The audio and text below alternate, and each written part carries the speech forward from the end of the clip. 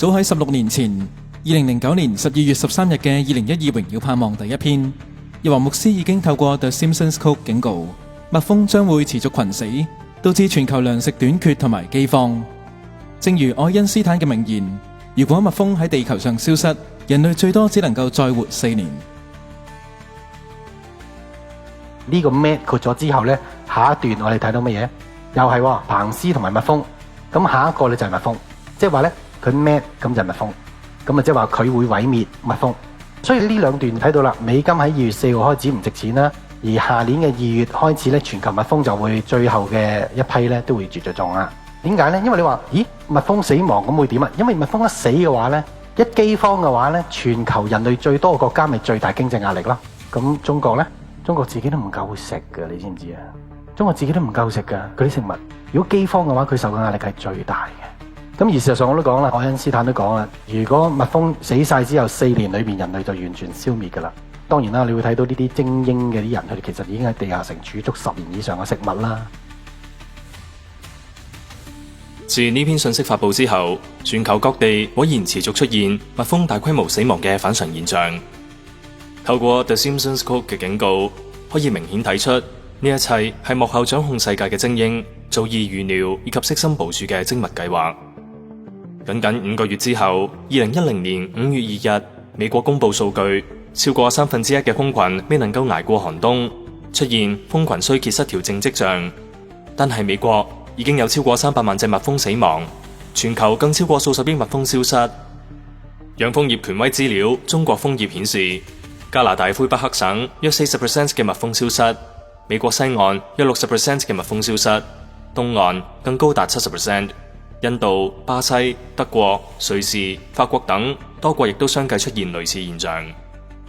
世界動物衛生組織警告，蜜蜂嘅消失係一場可怕嘅生物災難。蜂群衰竭失調症嘅特徵包括蜜蜂離奇死亡或放棄巢穴，蜂群數量急劇下降，蜂箱內幾乎揾唔到死亡蜜蜂嘅殘骸。蜂群衰竭失調症嘅爆發對農業與生態系統造成巨大損失。蜜蜂減少導致蜂蜜供應短缺，農作物授粉受到嚴重影響，引發糧食短缺與饑荒。植物種群逐漸衰退，整個生態鏈可能陷入不可逆嘅崩潰狀態。2024年5月24日，媒體報道全球約1/3嘅農業仰賴蜜蜂授粉，但蜂群消失現象仍然惡化。全球科學家正積極尋找解決方案，以應對蜜蜂消失帶嚟嘅糧食危機。2024年9月26日，中國河南嵩縣約300萬隻蜜蜂離奇死亡，涉及4個蜂場，損失慘重。2025年3月18日，中國農業科學院報告指出，蜂群衰竭失調症對全球蜂群健康構成重大威脅，引起學術界嘅廣泛關注。研究發現，瀕死或者死亡嘅蜂群出現以下不尋常症狀，包括成年工蜂數量迅速銳減，蜂箱裏邊幾乎揾唔到死亡工蜂嘅殘骸。呢個對農業造成巨大嘅經濟損失，已經成為一個嚴重嘅社會問題。2025年5月6日，聯合國糧農組織數據顯示，過去10年間，全球約 30% 非養殖蜜蜂神秘失蹤，而且勢頭不減。蜜蜂係自然界無可替代嘅授粉高手，全球約1/4嘅植物依賴蜜蜂授粉，每年產值達數千億美元。蜜蜂消失將導致多種作物無法生產，農業與經濟遭受重創。其他依賴蜜蜂授粉嘅昆蟲同埋動物都將受到影響，生態鏈崩潰，甚至可能威脅人類生存。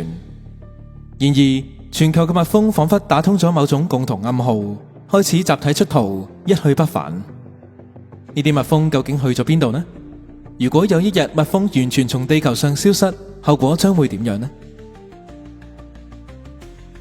專家警告，蜜蜂嘅消失唔單止係一個物種嘅滅絕，更係一場影響整個生態圈嘅多米諾骨牌效應。即一件事件嘅發生，將引發一連串連鎖反應，而當前蜜蜂嘅大規模消失，好可能標誌住地球人口大幅減少嘅倒計時已經開始。近期，一位養蜂學碩士揭露咗美國蜜蜂大規模死亡嘅真相。去年，美國60至80% 嘅蜜蜂已經死亡，主要原因之一係科學家推廣使用新煙鹼類農藥。該農藥被認為係蜜蜂死亡嘅關鍵因素，並對生態系統造成嚴重破壞。Well, the bees are dying. They were claiming catastrophic, historic losses this last year. 60 to 80% of all bees, all honeybees in the U.S., just dead. They're gone. Cornell University, they have a hunch. Their hunch is that it's neonicotinoids and pesticides in monocrop farming. Well, I'm here to tell you, I don't have a hunch. I know what it is. I went to Cornell University to get my master beekeepers. My final paper was on neonicotinoid. Neonicotinoid is a type of pesticide that is extremely strong, so it makes it extremely effective. It lives systemically in the plant. And if you have a plant with really dense tissue, like a tree trunk, it holds on to that poison for years. So if you're spraying your tree every year, it's getting more and more potent to the point where when it blossoms in the spring, if a honeybee was to feed off of that nectar, it could disorient and not even make it back to the hive, or it could just drop dead on the flower. Neonicotinoids are used in lawn sprays. If you ever have anyone knocking at your door and wanting to spray your lawn saying, oh, we don't spray the flowers, it's all affecting everything.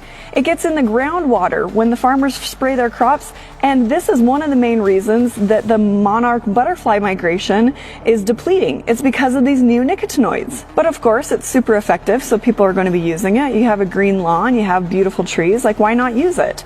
And the more you use it, the more your plant or your grass are dependent on it. If you stop using it, it's going to look worse than it did before. So quit spraying your grass, quit spraying your trees, find alternative ways to do it. And if you absolutely have to use some sort of pesticide, don't use a neonicotinoid. And it's hidden under these names. So remember these names, turn around your bottle, see if anything there is listed in what you're using. Quit using it. 從種種線索可以睇得出，蜜蜂嘅大規模死亡絕非偶然，而係幕後掌控者精心部署嘅計劃，最終目的係減少全球人口。然而，早喺16年前，神已感動日華牧師分享2012信息，準確預告全球環境與時局嘅發展方向。明證呢一套信息確實係神給予全世界嘅警告同救贖答案。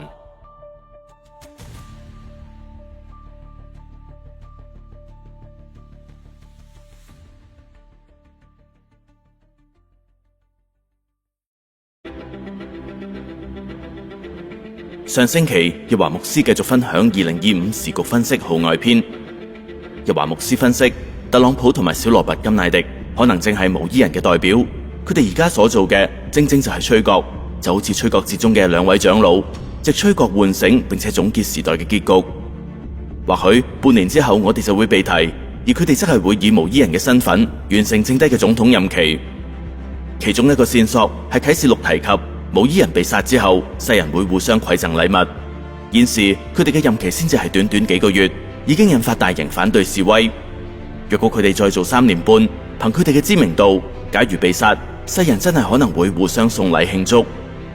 另外，現時4晚嘅災難亦係由錫安所引發，呢一個係神對世人唔聽錫安信息嘅懲罰，包括醫學同埋疫苗嘅信息。同時，呢一個亦都顯示神對我哋嘅重視。事實上，假如當年嘅基督徒能夠與錫安一同發聲，歷史或許會被改寫。但係佢哋唔單止未有協助，反而反過嚟逼迫錫安，導致錫安嘅信息喺呢幾十年間一直無法廣傳。因此，我哋只能夠成為下一代，亦都就係千禧年嘅答案。正如摩西嗰一代嘅以色列人，佢哋唔值得被幫助，所以全部死喺曠野，直到下一代嘅約書亞世代，先至能夠真正擁有出埃及嘅所有祝福。上星期主日提到啟示錄第6印係由 Planet X 引發，一日之後2025年5月5日，先知 Brandon Biggs 嘅預言亦都提及 Planet X 呢一個鮮為人談論嘅話題。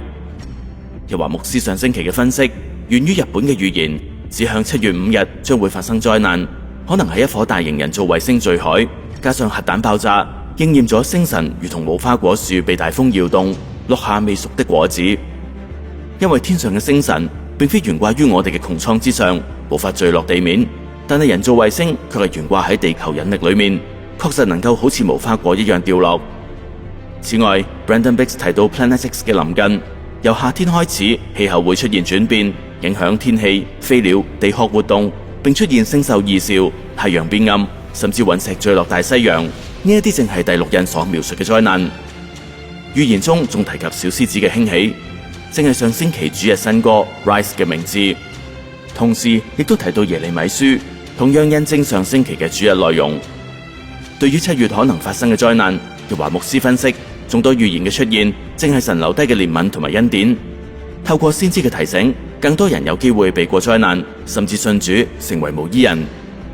然而呢一種憐憫並非提供方向，而係給予不配嘅人第二次機會。因為我哋早於10多年前已知道並且作出預備，可以用信心回應。但係現今呢一種憐憫，更加似係對不配嘅人嘅最後邀請。因此喺佢哋逃難嘅同時，我哋卻肩負另一個任務，總結數十年嘅侍奉、各種預備工作同埋帶旅行逃生嘅經驗。一方面成為往後1000年嘅教導，建立聖殿，亦都就係屬靈學院；另一方面則係迎接哈該書級數嘅大復興，喺經濟富足中製造大量值得留低嘅物資，幫助未來嘅無依人同埋信徒面對1260日嘅大災難。原因我哋已經進入啟示錄第5印嘅時間，祭壇底下被殺之人嘅靈魂正係暗喻西醫嘅手術台。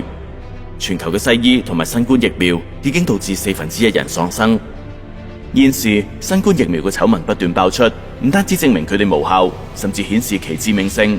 好多人已經企出嚟指控呢一啲藥廠，要求佢哋承擔刑事責任。呢一啲新聞正正就係嗰一啲被殺之人嘅靈魂喺度申冤。隨後將會係第6印嘅大災難，神將為被疫苗殺害嘅數十億無辜靈魂申冤，施行審判。今個星期，日華牧師將會繼續分享2025時局分析號外篇。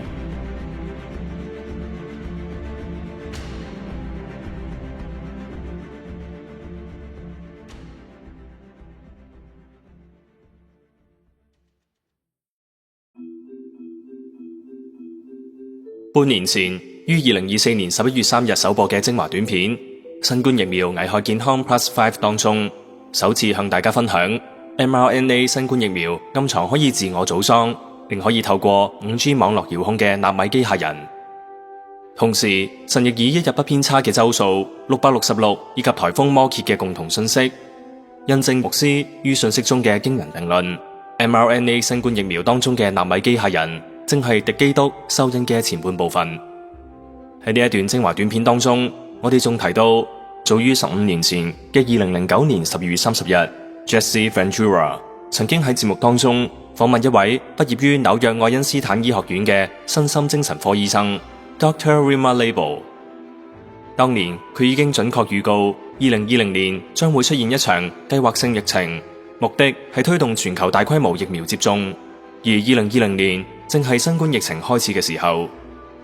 佢指出，呢一場所謂嘅疫情與全球強制性疫苗注射，其實係一場精心策劃嘅大型欺騙。雖然各國政府與媒體都聲稱疫苗接種係自願性嘅，但實際上卻係強制性。同時，佢警告呢啲疫苗將導致全球人類不育，其中嘅目標係將全球人口減少 90%。如同神秘精英於美國樹立嘅喬治亞指導石嘅內容一樣，將全球人口減至5億以下。由於 Dr. Rima Label 於15年前嘅預言驚人地準確應驗，日華牧師認為我哋應該重溫佢整段訪問內容。而觀看之前，讓我哋先一同聆聽2025年5月15日日華牧師向資料員所作嘅錄音分享。呢段呢，其實可以再出翻，仲要係 refer 翻當年嗰篇，嗰年嗰月嘅嗰篇，而家大家出嚟聽翻咁，跟住我哋再可以 cut 翻啲新聞咧。佢又是話自願式打疫苗嗰招咧，嗰個 statement 咧喺而家啲新聞度可以揾翻出嚟嘅，即係會睇到咧幾恐怖。但係最勁咧就係佢全部呢啲嘅資料咪證明一樣嘢啦，就係要殺90% 人口啦。直情呢個先係最勁啊嘛，所以我哋又可以用翻我哋當年就已經提過，當年講嘅呢一段已經係真噶啦，變咗而家睇佢成個計劃就由當年已經決定咗要殺90% 人口，每一點都值得去引申翻喺今次疫苗真係證明有呢啲嘢，譬如絕育啦，導致不育啊，呢個就真係而家有流產又成啊嘛，原來根本一直就唔係意外，根本係刻意做出嚟，咁呢一種真係其心可誅啊，呢一啲咁嘅嘢。真係全部都應該死刑，淨係呢一段都證明呢一班友仔全部都應該死刑。喺正式重溫之前，用我哋再次強調，呢一段由著名主持人 Jesse Ventura 訪問 Dr. Rima Label 嘅內容，發生喺15年前嘅2009年12月30日。然而，內容卻準確預告咗過去5年所謂新冠疫情所發生嘅一切。2009年嘅訪問當中 ，Dr. Rima Label 已經提到，當時正值所謂嘅豬流感高峰期，政府同西醫都喺度大力推動豬流感疫苗，但由於大量反對聲音，導致無疾而終。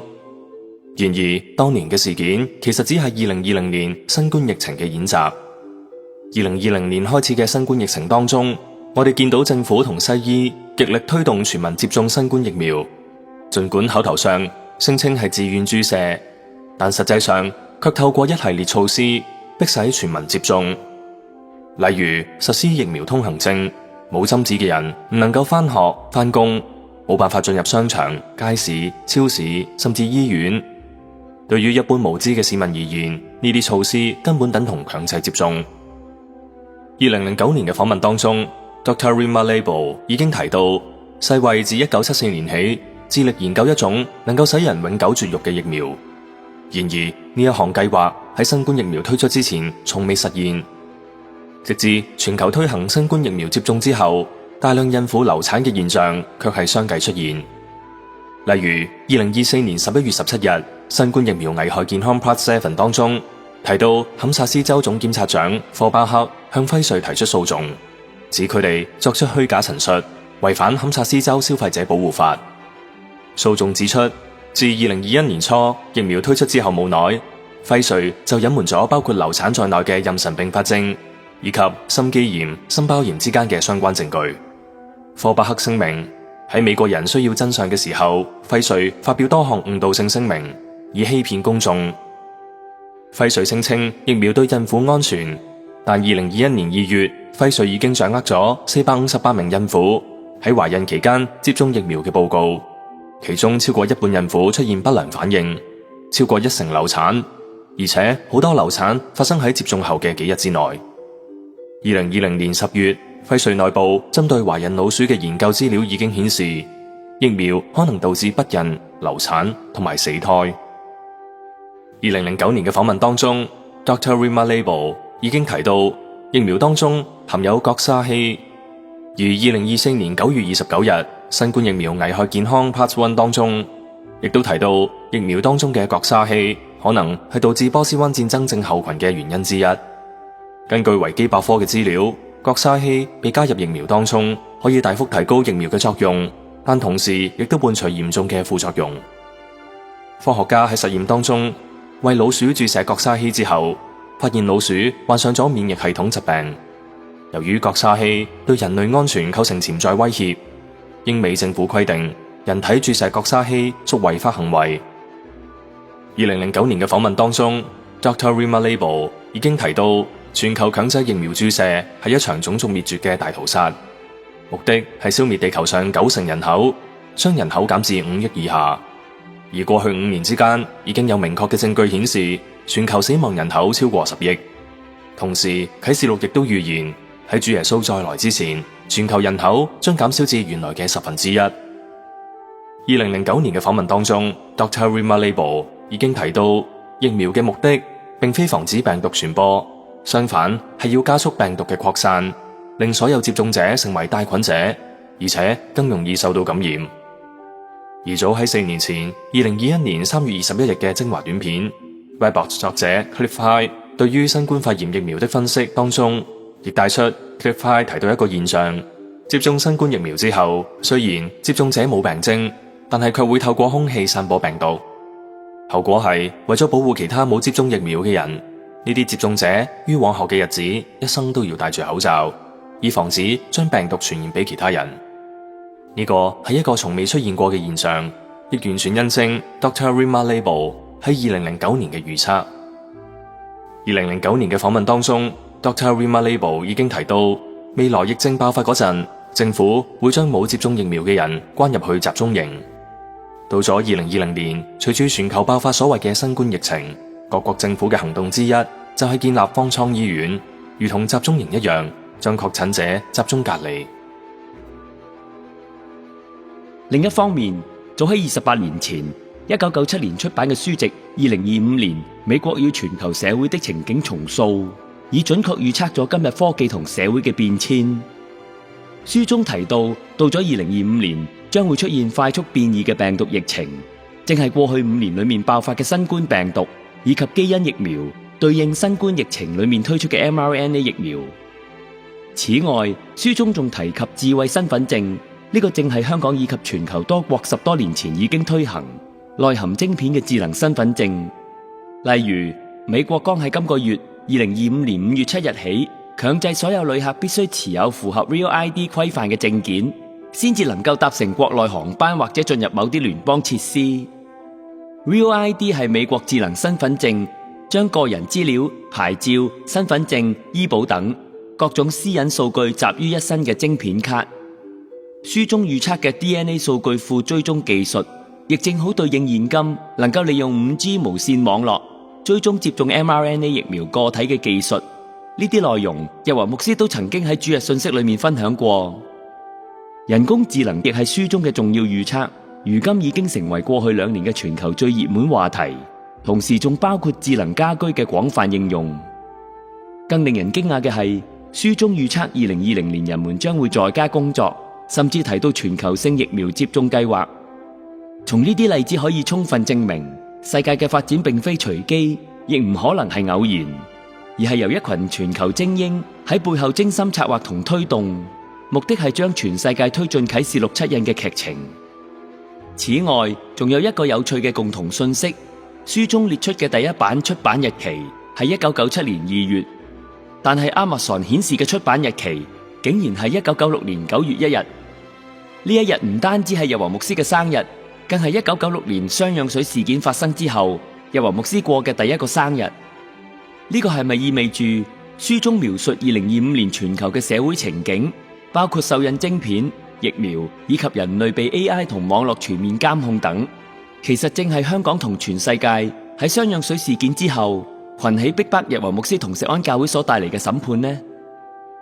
以下係基督教牧師 J.D. Farag 喺今年2025年1月5日分享嘅內容。Now, this is the title of the book. 2025 Scenarios of U.S. and Global Society Reshape. There's that re again. Rethink, reshape, reinvent, reboot. Global society reshaped by, not God, science and technology. You know what's so fascinating about this? It was published 27 years ago in the year 1997, and it was funded, well-funded, by a Washington, D.C. think tank and 3-letter government agencies. And be careful saying, this is where you need to use your imagination. I don't want to say the letters of these agencies. The 3-letter agencies, you know what I'm talking about, right? Just say yes, and so I can move on. But here's the thing. 1997, 27 years ago, and they write a book about a 502-page book about what the world's going to be like in the year 2025, not 2026. It says 2025. And it was published in 1997. If this was predicted 27 years ago, somebody knew something. Okay, here's the list. This is an abbreviated list. I could have made it much longer. You know I can. I didn't. Okay, you ready for the list? Fast mutating viral disease pandemics. Genetically developed vaccines. Smart IDs. 1997! I'm sorry, I didn't mean to scream, but You know, just make sure none of you are nodding off, you know, because the eyes get heavy and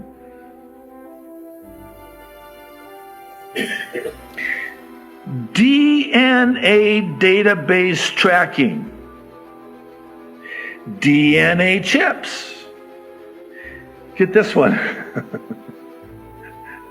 1997, gene-based pharmaceuticals. Transmitting genetic instructions for a disease process. How about this one? You ready for it? Wait for it. Artificial intelligence to determine gene patterns. 27 years ago, who had heard about AI? Apparently they had. How about this one? Robots for doing genome sequencing. And then this one blew me away. Using recombinant DNA for making spike proteins. 1997? It gets even worse. Smart homes. They have a whole chapter on smart homes / smart cities. This one will absolutely floor you. It did me. In 1997, and this is, you can do the word search and research yourself. They predicted not 2025, but by 2020, that people would be working from home virtually. Come on. Listen, that's, you know. I mean, how do you know that? Because you're the one who did that. World War III, of course. Nuclear devices causing widespread contamination. Nanotech devices. This stuff was never even heard of. Digital currency. And last but certainly not least, vaccination programs. I'm sorry, I got to chuckle, because if I don't, I'll cry. Vaccination programs run by organizations like the World Health Organization for a global killer that has yet to emerge. First printing, February 1997. 以下係2025年5月16日校對完呢段精華短片之後，日華牧師嘅錄音補充。果然係7年大災難啊！幾年都冇得玩啦，而家肯定。因為呢種加速咧，佢能夠5年死10億，基本上都唔使再多過5年就已經另外嗰20-30億死晒。之前嗰幾劑已經夠噶啦，因為佢有 5G 啊嘛，佢只不過就係如我所講，佢 thin out 個死亡率啫嘛。佢其實每日都一定 constant 死，因為你睇翻紐西蘭知道，佢極成係每一日嗰個黑線咧，去到嗰個度就停噶啦，跟住去第二日，跟住第3日，日日都係平排噶嘛。咁佢其實係死個 average， 所以其實打咗針嗰啲咧，如果唔識得用貼咧，數幾時死啫嘛。佢應該係 random 亂抽個方式咯，因為打針就已經係只要打就注定死，因為佢個針嘢咧，其實死只係其中一個 function 嚟嘅嘛。絕育啊、病啊、cancer 啊，係另外一啲 function 嚟噶嘛。睇完呢一段咧，再聽翻上次我哋討論嗰啲咧，佢哋就會好深刻，即係死咗10億人，即係講埋流產啊嗰啲死亡數字。係啊，即係只不過就證明咗係個 plan， 由頭到尾就扮意外、扮驚喜、扮無知咁樣，但係其實個個都根本夾晒嘅。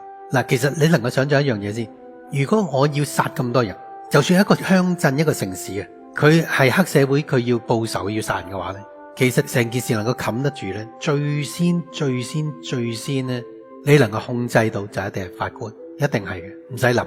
所以其實呢香港啲法官全部控制晒嘅，玩晒嘅啦已經。佢哋唔係唔知，佢比任何人知都更加清楚。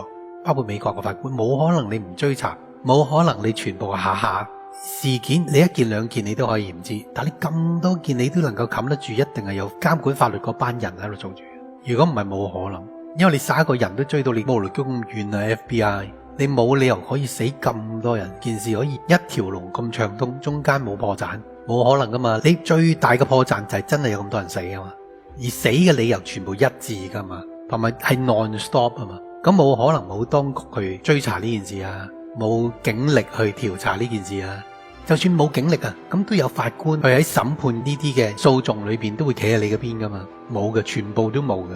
即係睇到呢成件事打龍通呢，即係好似就係嗰個女人講呢，其實由法律啦至到軍隊啦，全部控晒嘅已經。所以死呢，當然啦，在佢哋嚟講係枉死啦，咁在神嚟講當然係抵死啦。咁但係而家終於明白，原來啟示錄7年大災難以咁嘅 way 發生，即係佢就算寫咗俾你，到發生嘅時候，量你都唔知啟示錄原來係咁。咁啊真係幾勁啊，真係幾勁。去到呢個時候，唔怪咧真係導致啲人絕望，並且最尾俾一個機會佢哋去悔改同埋賺翻少少獎賞。因為喺咁惡劣情況底下，當我哋被提之後，佢信咗主就真係要付出日常生活當中多10倍、100倍嗰種嘅意志力、信仰先至得啊！就如我所講，佢哋真係要為自己嘅信仰咧去做一啲嘢先得啊！但係嗰啲嘢咧需要逼出嚟嗰種嘅意志力同埋嗰種嘅信念咧，係100倍多過以前日常生活喺嚟緊嘅日子。同埋而家佢只係人禍啫，做咁多人禍，因為後面個天災係更恐怖啊嘛。聖經就話嚇到啲人魂不附體。係啊，不過去到呢度就可以有個總結咧。而家就明啦，因為佢原來以咁嘅形式出現啊，原來以疫苗嘅方式出現。因為直情就算出現嗰幾年我哋都唔知啊，係到後尾而家先解到白馬就係 WHO 啫嘛。其實因為實際上諗下又係，當你見到七印嘅時候咧，因為其實嗰個災難起頭就係由第一印開始啊嘛。咁啊見咗騎住白馬嘅嚟，係咪由4隻馬開始嘅第一隻馬？其實個個諗嘅第一個字眼就係 WHO 啊，係邊個嚟咧？佢係咩身份咧？佢係邊個咧？所以而家就明白，原來以咁嘅方式。咁另外一點值得一提就係、去到呢一度咧，亦有另一個嘅概念理解錫安嘅身份係咩？即係更加清楚，即係經咗而家呢個真係確立咗啦。由疫苗呢一個就更加理解咗，就係答到一個好得意嘅個個都會問嘅問題，就係點解神唔警告世人呢？其實唔係神唔警告世人，因為如果要警告世人，就按住全本聖經當中呢，一定有2個條件先得嘅，就係第一要有一個聽到佢嘅聲音嘅，因為今次呢件事大家見到啦，去到而家今日我哋坐喺度睇，係幾咁複雜，幾咁意想不到，幾咁聯名，幾多勢力，幾多人，幾多國家，幾多部門去執行，成件事嘅複雜程度呢，全部都係每一個部門你只係揾到一個陰謀，嗰個部門揾到個陰謀，呢個部門揾到個陰謀，但係而家串埋嘅時候呢，幾複雜啊！所以變咗要揾到一個能夠聽到神咁複雜嘅聲音嘅人呢，呢個係第一個問題先。因為神用人通常都係咁噶，第一聽到佢嘅聲音，第二個呢，就係嗰個人可以為到信仰肯做到底，歷代歷世以嚟嘅，即係神每一代啊去幫嘅人都係噶。如果唔係，點解會有先知書先啫？點解要有主耶穌啫？嗰個第一佢聽到神嘅聲音，第二佢肯為到信仰咧去做到嗰個世代嘅嗰個程度啊。但係問題29年我哋睇見咧，第一聽到神嘅聲音咁清楚，29年前到而家邊有得比啊？全部冇得比啦。我哋最清楚，全部有晒錄低嘅帶，證明咗呢29年裏面所講嘅啦。我哋兩樣都證明呢29年裏面只有我哋錫安同埋我去做到而仲未跌倒嘅，好多都跌倒，好多都唔能夠堅持落去。每個時代當中神要做嘢嘅時候都係咁，就算連當時法利賽人嘅時代最重要嗰個時間，佢都係差一個人，就係主耶穌基督。佢嘅先驅就係施洗約翰，唔怪得就係話喺雙水嘅事件呢，最清楚印證嘅 to the day 咁印證呢，就係登月，就係因為咩啊？因為呢個就係信仰巔峰，即係整個世代真係神原來 call 咗一批人去做呢一件事。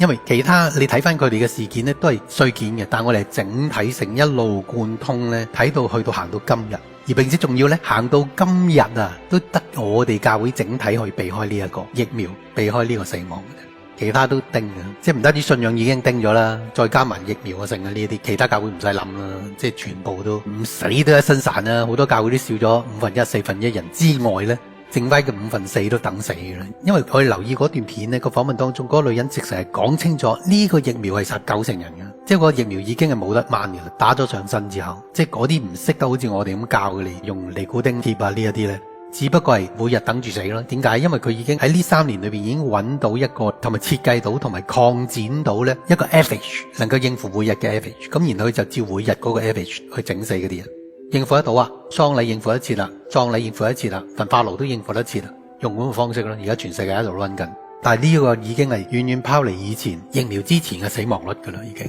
咁所以唔怪得真係用上月亮嘅呢一個去對比我哋。另外用聖經嘅根據證明咗點解將來嘅1000年裏邊冇可能係達到我哋個信仰啊。因為信仰嘅巔峰個最大嘅秘密咧就係乜嘢咧？其實信仰嘅巔峰就係咧撒種啊。呢個就點解大祭司袍咧佢嘅裙邊咧除咗拎啷就係石榴啊嘛。咁點解咧？因為師母都問過我個問題嘅，就點解法利賽人會偽善呢？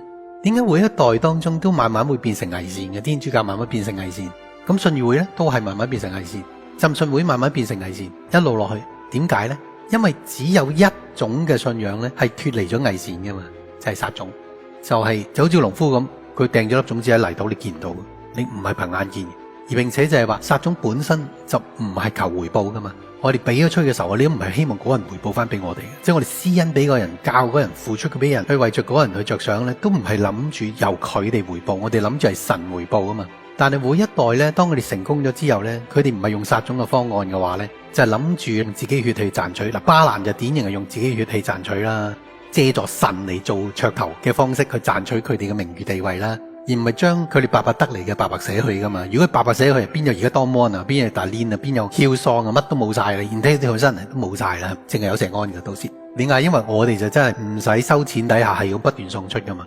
咁所以其實咧，排除偽善嘅唯一嘅方式咧，就係撒種嘅比喻。而撒種嘅比喻最後復還嘅係大祭司，因為係大祭司着住個祭司袍去進入至聖所嘅，而佢嘅裙腳嘅鈴啷同埋石榴就係其實講緊警號、吹角同埋撒種啊嘛。鈴啷嗰個喺祭司袍嚟講用嚟咧係當佢有危險或者佢死嘅時候咧拖翻佢出去噶嘛。咁呢個咪就係吹角，係一個警號咯。即係佢嘅鈴啷喺佢哋嚟講咧係個警號嚟噶嘛。咁所以其實能夠進入至聖所嘅就係呢一個撒種嘅比喻。因為外院同埋聖所嘅地方咧，祭司入得，但係唯有至聖所係大祭司先入得噶嘛。最明顯啦，咁佢個袍石榴，我哋早年都係講緊係撒種嘅比喻。因為石榴係好多種子噶嘛，最出名佢根本成個所謂果子當中就係包住全部係種子嘅。咁所以你哋講到咧，其實信仰裏邊最極限咧，其實就係撒種嘅比喻。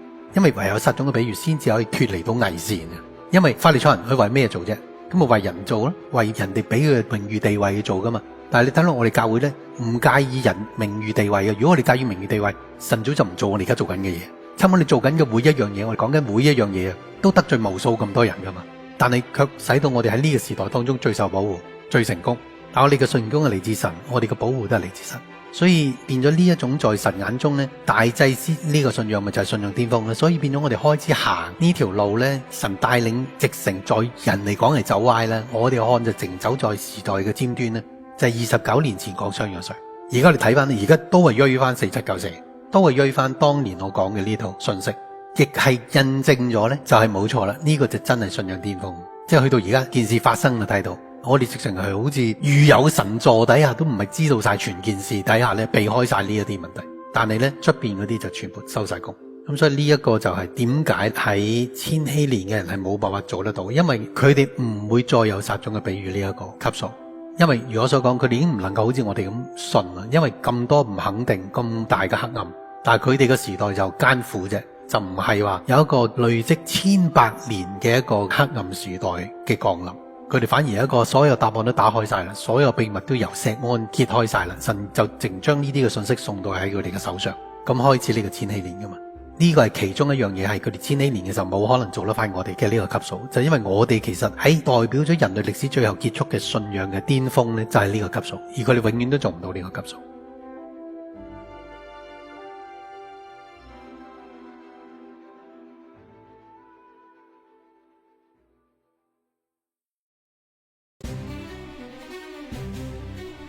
今集新冠疫苗危害健康 Part 12將繼續分享更多有關新冠疫苗帶嚟嘅健康風險。上一集精華短片裏面提到，2024年新西蘭政治家 Liz Gunn 專訪統計學家 Barry Young。呢位曾任新西蘭衛生部嘅統計學家揭露咗一項驚人數據：喺新西蘭某地接種疫苗嘅人裏面有1/4死亡，即 25%， 呢個唔係自然事件，而係疫苗接種後嘅人為結果。佢仲指出，呢種情況可能唔單止限於新西蘭，而係全球現象。對此，西面策略家提問：新冠疫苗喺5年內造成嘅全球死亡人數高達10億人甚至更多，究竟呢場所謂疫情，連同各國嘅防疫措施，係咪人為預早刻意安排嘅劇本呢？以下係日華牧師喺2025年5月9日嘅錄音分享。又唔使啱啱我哋睇完呢一個紐西蘭嘅統計啦，因為呢一個現象呢，其實應該每個國家自己都有嘅，即係中國又有啦，香港又有啦，美國都有啦。但佢怪就怪在呢，即係呢個專家佢出嚟講，即係叫做揭露呢個事實真相嘅時候呢，因為佢覺得係好唔尋常，因為唔應該喺2023年呢，疫情已經叫做平息咗啦，但係點解2024年都仲會一日死咁多人嘅時候呢？其實呢個數據每個國家都有嘅，但係而家就佢掛住點解所有國家呢可以共識咗呢，唔可以將呢個事實真相講出嚟。咁而並且呢，好明顯就係呢個專家都覺得佢係因為接種咗疫苗之後呢，由2021年開始呢，呢一種每日死咁多人嘅情況呢係持續地發生，因為佢就冇停過啊嘛。但係呢個情況就係全世界所有國家都有，但係佢哋好似共識咗呢，要壓抑呢件事，邊個講呢件事出嚟呢，就要告佢。咁所以呢個就係牧師同我哋資料一路討論緊，點解呢一場疫情由一開始大家好似 overreact 咗，即刻個個就共識咗一齊要封禁。跟住共識咗呢，大家就要等嗰隻疫苗出啦。但係嗰個疫苗呢，其實我哋嘅資料裏邊，其實2019年已經研製咗並且開始生產，先可以咁短時間呢，1年之間呢，可以做咁多億劑疫苗呢，可以幫咁多人去打。咁所以呢個就係牧師同我哋資料一路討論緊嘅時候，唔係喎，呢一個疫症呢，根本係個部署一個計劃，唔係個偶然，係咪可以咁樣去理解？係啊，因為由開始佢報道嗰種恐怖氣氛，等個個都等緊支疫苗出世，然後一出世又不計代價個個走去打，至到最尾死咗咁多人都全部可以冚得住呢。今日一套過噶，冇可能係咩嘅，因為就好似而家抄翻其中一件事，就個個都發覺，而家先知道原來根本今次 Covid 呢一個呢，全美行動嗰個係軍事行動嚟噶。開頭個個都以為係普通醫藥行動啊，唔係噶，原來係軍隊軍事行動嚟噶。但係 Covid 出現之前嘅幾個禮拜呢，就已經叫佢哋預備好晒軍事行動，所以一出呢，美國呢就個個地方都封禁同埋打針呢，全部而家拎翻出嚟講呢，今日係一個預備咗嘅軍事行動嚟嘅成件事。咁而實際上係合理喎，因為而家嗰啲係生化武器嚟嘅。而家發現啊 Covid 呢種嘅細菌，咁啊更加唔好講話加埋嗰支針添啦，嗰支針直成就係軍事武器添啦。咁所以成件事由頭到尾都係一個由開始至到結束點埋尾呢，都係一個部署嚟嘅。而事實上你會睇到好明顯，包括香港或者全世界所有都知嘅，因為你而家睇到紐西蘭都竟然係咁樣死法，咁其實幾百萬人嘅一個國家同香港咪差不多。咁但係而家睇到啦，原來每日平均咁樣死呢，每日死幾百，咁啊就會睇到，就算喺香港咁嘅地方呢，都其實好輕易處理得到啦。但係你會睇到呢，今次佢告出嚟做 whistleblower 呢個啦，其實你會睇到佢告佢嘅時候呢，唔係話佢假做數據啊嘛，假做數據即刻可以坐監，但係佢話佢公開咗個數據，咁咪即係真嘅咯。咁而並且好得意喎，就係話件事啊告唔入，跟住又再告。其實我覺得啦，其實係政府高層嘅一種反抗手段，就係我撩開件事，我俾你睇睇係真係死咁多人，所以就告佢。因為件事其實如果以美國嘅手段呢，不嬲你有人咁叉出嚟，咪就係整死佢咯。話點死咁多人咯？咁但係佢哋告佢喎，竟然，然後告佢嘅時候呢，唔係話佢你捏造數據喎，而係話你公開咗個數據喎。明唔明啊？捏造數據同公開數據今日係兩個唔同嘅罪。公開數據嗰個簡直就即係話你有罪啦，即係政府有罪啊！告佢嗰個惡人先告狀啊！就好似啱啱射火箭上太空嗰個呢，5、6個女明星走去上做戲咁樣，後尾發覺由裏邊嘅啲片好多係 CGI 嘅，跟住呢就發覺佢穿咗崩，然後告嗰個 Katy Perry 話佢拆穿咗佢哋個局。信息裏面，日華牧師提到一件備受爭議嘅事件。2025年4月14日，由亞馬遜 CEO 貝索斯創立嘅私人航天公司 Blue Origin 發射咗全球首組全女性太空乘客，包括著名美國女歌手 Katy Perry。此次飛行持續咗10分21秒。然而，當太空艙返回地面之後，直播影片喺網上播出，卻引發大規模質疑。呢次所謂嘅太空任務係咪只係一場精心策劃嘅虛假事件呢？爭議集中喺太空艙返回地面時嘅一個細節。當太空艙艙門即將打開嘅時候，影片顯示艙門曾一度被內部人員自行打開咗一小段，但隨即又重新關上。隨後畫面裏面睇到貝索斯使用特製工具從外部開啟艙門迎接乘客，此舉引發大量網民嘅質疑：如果艙門可以從內部打開，點解艙內人員又將其關上呢？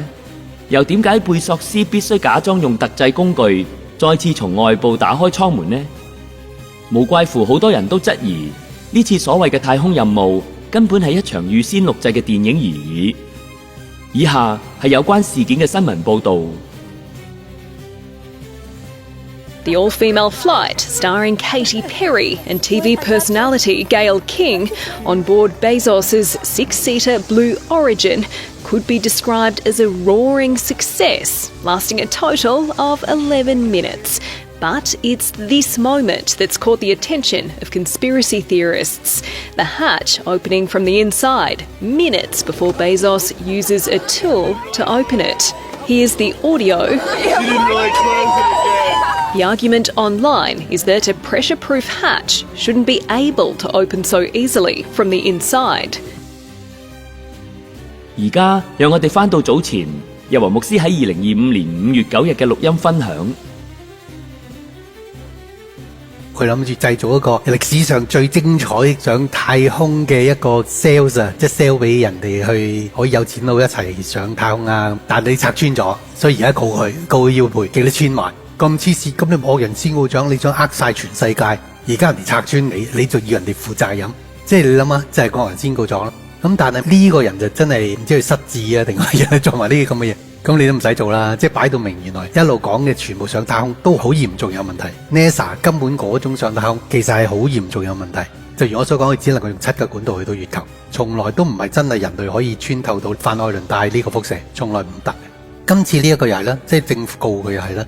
其實呢一啲就係俾人嘅感覺就係拆穿咗件事，你老羞成怒嗰種感覺噶嘛。但係相反就反而更加證明呢個出嚟講嘅專家呢，真係佢講嘅係真係死咁多人。真係咁高 percent 數，但係一路搞嘅時候，你諗下，尤其是按住嗰個女嘅教授出嚟講啦，話邊個打咗啲針之後呢，5年裏邊都會叮噶嘛。咁但係而家睇佢個數就知啦。同埋呢支針呢，其實呢，大家可能唔知啦，因為而家研究翻就發覺呢，其實係 5G activate 呢支針裏邊去整死人，所以點解個數係咁平均啊？係啊，即係話根本其實係用 5G activate 引發咗死嘅人數係平均，咁你咪唔覺啦，而唔係一次過爆發啦。即係如果落毒藥。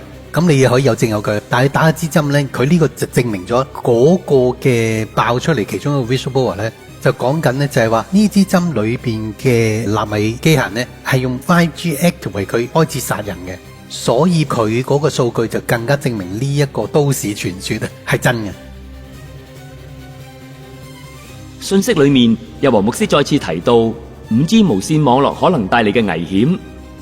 早喺2025年4月3日，牧師已透過星 calling 通告，分享咗 5G 的潛在危險以及應對方法，指出每當人類廣泛使用更高頻率嘅電磁波信號嘅時候，往往會伴隨更高傳播性嘅病症同傳染病。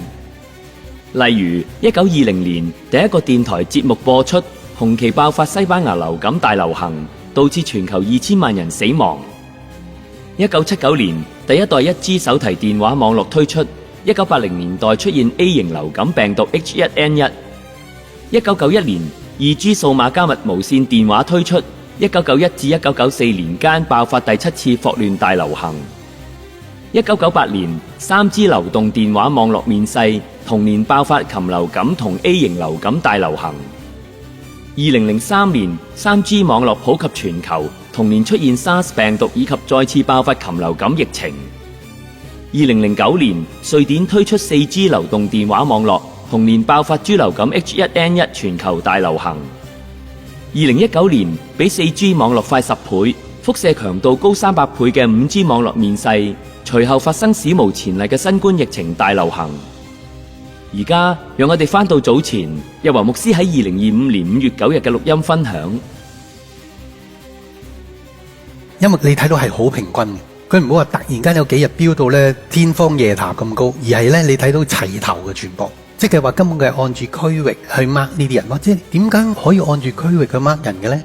你有冇諗過啊？因為全部有 badge 噶嘛，全部其實佢打納米機械人噶嘛，全部有電腦數據噶嘛，所以佢用電腦 program 平均值咁殺人咯。咁但係點平均啊？因為有 GPS 噶嘛。而家就係話佢裏邊嘅所謂納米機械人咧，全部都係咧，好似我哋網絡通訊同埋 GPS 嘅嗰一種科技擺咗落去納米機械人，所以打咗針之後咧，你其實係已經有嗰個 mark 喺嗰度嘅。信息裏面，日華牧師提到，俄羅斯黑客喺暗網發現咗一個網站，該網站利用 AI 同 5G 網絡，可以喺線上即時追蹤所有曾經接種新冠疫苗嘅人。該網站唔單止能夠追蹤同疫苗相關嘅資訊，仲能夠進行更詳細嘅實時監控，包括記錄每位接種者嘅疫苗劑數、注射日期等詳細資料，即時追蹤接種者嘅所在地，查看接種者嘅個人資訊，例如身份、地址、出生日期等，甚至能夠掌握佢哋嘅身體狀況，例如係咪清醒或者正在瞓覺。正如牧師曾經分享，新冠疫苗含有納米機械人，能夠被 5G 網絡遙控、自我組裝並發射信號。以下係俄羅斯黑客揭露該網站嘅影片。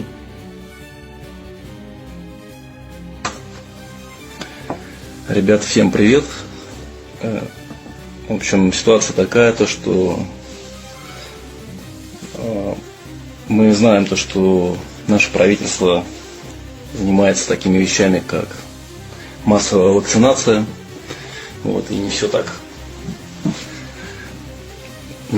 как это нам преподносится.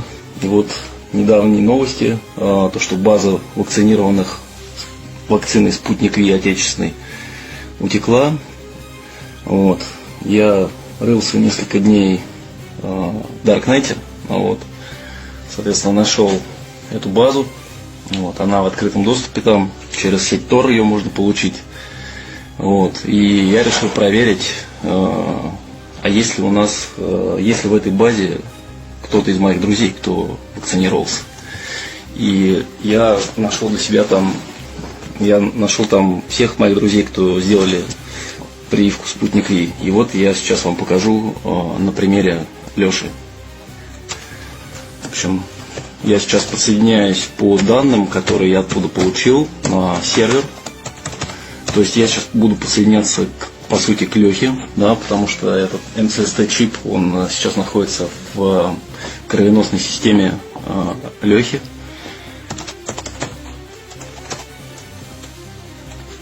Соответственно, запитывается он от базовых станций 5G.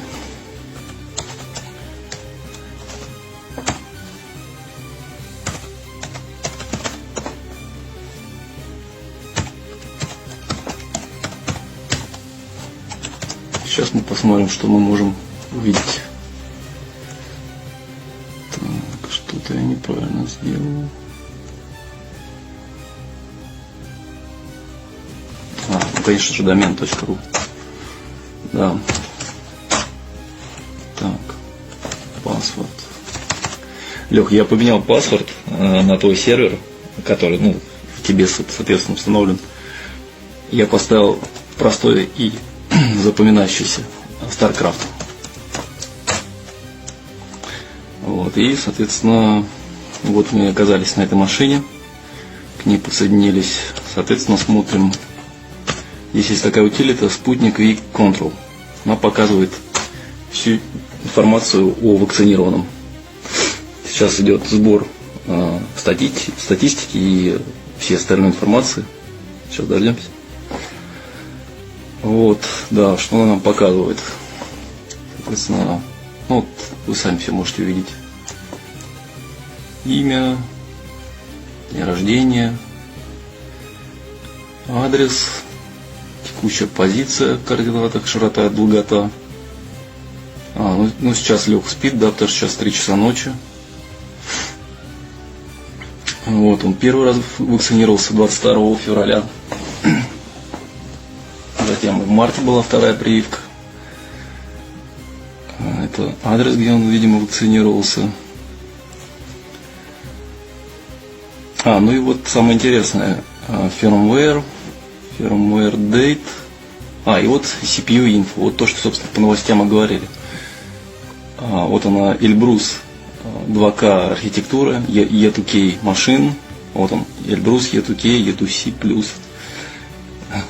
Низкая довольно-таки частота, 496 МГц. Ну, в общем, параметр кэшей. Так что такие дела, ребят. Надо еще 10 раз подумать, стоит ли вакцинироваться или нет. Лех, в общем, пиши мне, если будет что-то интересно. Я тебе более подробную информацию потом покажу. 而家讓我哋翻到早前，日華牧師喺2025年5月9日嘅錄音分享。佢 random 抽呢啲 mark 咧死咧，所以你睇到跟住嘅黑線咧，全部係好齊嘅，日日係指定死幾多個嘅啫，而並且係亂抽咁抽出嚟死嘅。你覺得死多咗人啫嘛？都死到麻木啦已經，而唔係突然間大飆升，而係直成按住每月每日咁死。咁即係話呢個係高科技殺人方式，嗰個唔係話濫殺方式。撞彩你唔好彩啦，咁你就死啦咁。呢日死1000，嗰日死30，呢日再死2000，嗰日就再死58咁樣。唔係啊，而家係好平均噶嘛。咁呢個咪再一次證明咗呢，就係話嗰班人研究疫苗裏邊嘅納米機人呢，佢就講到呢啲所有納米機人呢，從佢哋嗰個打出嚟嘅頻率同埋佢哋組合之後呢，全部佢哋係好似網絡咁呢，係雙向嘅。佢全部會將你嘅 ID 呢，將你嘅位置呢，將你所有嘢呢，都 mark 咗出嚟嘅。咁所以網絡有一個好得意噶嘛，有一個就係呢種數據，佢可以即時查到你呢個人同埋你嗰個 batch 你個編號啊，即係每一個編號可以查翻你個人嘅全部，同埋查你嘅狀態嘅。就係而家打咗疫苗就已經係咁樣。咁所以而家你會睇到直情係高科技當中完全無聲無息咁樣呢，係殺人嘅。即係所以變咗嗰個數量呢，就唔會話，因為你淨係睇中國突然間爆咗出嚟，全部都整唔切嗰個呢，咁係開頭嘅啫喎。因為佢爆咗之後，佢整咗之後咧，而唔係話跟住之後陸續又上又落咁，唔係嘅，跟住就以嗰個平均數一路蔓延落去，每日都係以呢個平均數咁死嘅話咧，咁佢哋無論喪禮啊，無論佢哋嘅焚化爐啊，佢都應付到呢個平均數，淨係開頭應付唔到啫嘛。直至到每一季再繼續咁發生嘅時候咧，都係以呢個平均數咁死緊人啦。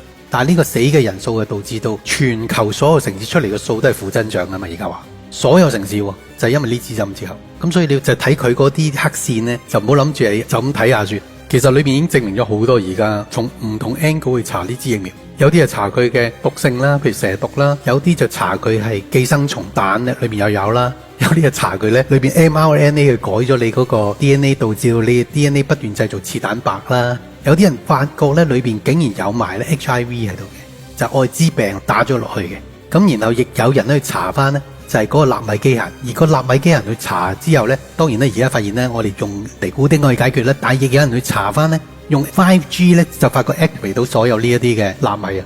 咁呢納米全部組合咗之後呢，佢就直情將你嗰個嘅 ID number 呢，佢講呢，直情可以憑呢支針呢，已經可以慢慢全球定位你喺邊嘅。咁所以佢定位咗每一個人呢，平均抽呢一個嘅數呢，佢就可以讓每個地方嘅 5G 呢，打出一個頻率去揀嗰啲人整死佢。其實已經有好幾段不主日，我哋將其中幾段俾你睇啫嘛。每一段都有人去研究。咁當然最幫到人嘅就係發現可以破壞呢啲納米嘅人呢，就用尼古丁貼。所以呢個就最幫到呢啲人啦。佢貼咗之後呢，佢就唔能夠可以呢將你成為嗰個平均數殺個人。佢只係 activate 咗啫，佢唔知你死咗未嘅。但係因為你已經用咗嗰個納米機人啊嘛，咁所以你變咗佢就已經同你斷咗聯絡。所以佢直情呢個人出嚟公佈呢，我覺得呢係紐西蘭嗰班人嘅一種反抗嚟嘅，特登拎佢嚟告。然後告嘅時候嗰種告法俾你睇到，佢拆穿咗我嗰種啊，變咗佢其實淨係佢嗰段說話已經證明咗呢，所謂變成都市傳說嘅 whistleblower 所講嘅嗰幾樣嘢全部都係真，係啊，包括納米機人係其實可以呢係平均咁樣每日指定殺幾多百人、幾多千人，但係全部用電腦 program 抽出嚟嘅。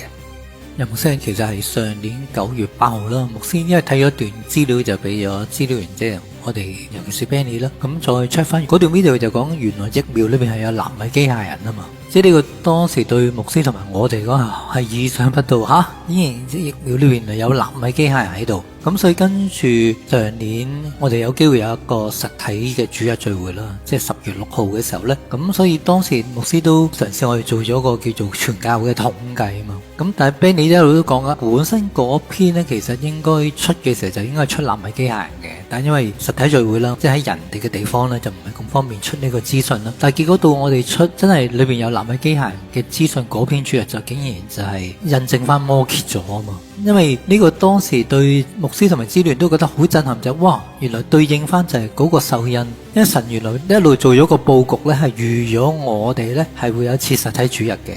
咁之後咧就會一路慢慢俾弟兄姊妹知道咧疫苗嘅禍害啦，然後最尾咧就穿咗咧，原來疫苗裏邊根本就擺咗納米機械喺裏邊。但係到我哋出個禮拜咧，好多印證，即係神好多印證擺咗喺嗰一篇嘅主日。咁但係嚟到今日，即係2025年啦，我哋就見其實疫苗嗰個問題其實未停過，甚至係更多個數據顯示翻咧，根本就係呢個疫苗咧已經殺咗地上咧超過10億人口。但係呢個就變咗好明顯啦，最主要就係神俾我哋見到咧，其實根本我哋真係活咗喺啟示錄時代，而並且咧第四印根本就喺我哋眼前，係不動聲色，其實已經係趨向咧殺咗20億人，但係咧全世界嘅無知嘅人咧根本都唔知原來已經死咗咁多人，係直至到好似中國，因為近代中國就昌明咗啦，有好多啲主播喺抖音啊同埋小紅書，佢哋一路就問點解中國唔見咗咁多人嘅？點解唔見咗咁多人？先掀起咗呢？而家好多人就先開始查，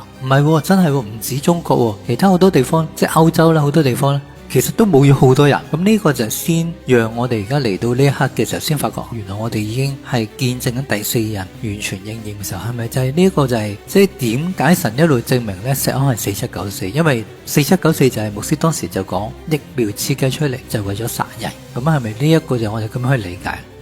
係啊，因為其實而家更加明白點解我哋要存在，同埋我哋嘅存在嘅重要性。因為諗下成件事唔好淨係講話29年前我哋講呢樣嘢，直至去到今時今日，究竟香港有幾多人知道其實係幾嚴重咧？淨係香港啫，香港唔係落後啊，唔係喺農村連電話都冇嘅地方啊，係咪？但係你睇到全世界其實好似仲係混混噩噩咁樣嘅，但係我哋而家所睇嘅所有呢啲嘅資訊所顯示咧，同埋其實我哋親身所經歷嘅咧，其實就已經係咁。但係咧，你會睇到全世界好似好麻木咁樣嘅，即係話直情應該係不共戴天啊啩！即係唔單止殺咗你父母，仲要殺埋你嘅妻兒，仲要殺埋就係你自己嘅本身。但係咦，發覺個個都繼續過佢嘅生活，好似呢件事完全冇發生過咁樣啊！咁你諗下，咁咪更加真係需要吹號者咯？如果冇吹號者，根本其實真係眾多冤魂死嘅更加多咯，係咪？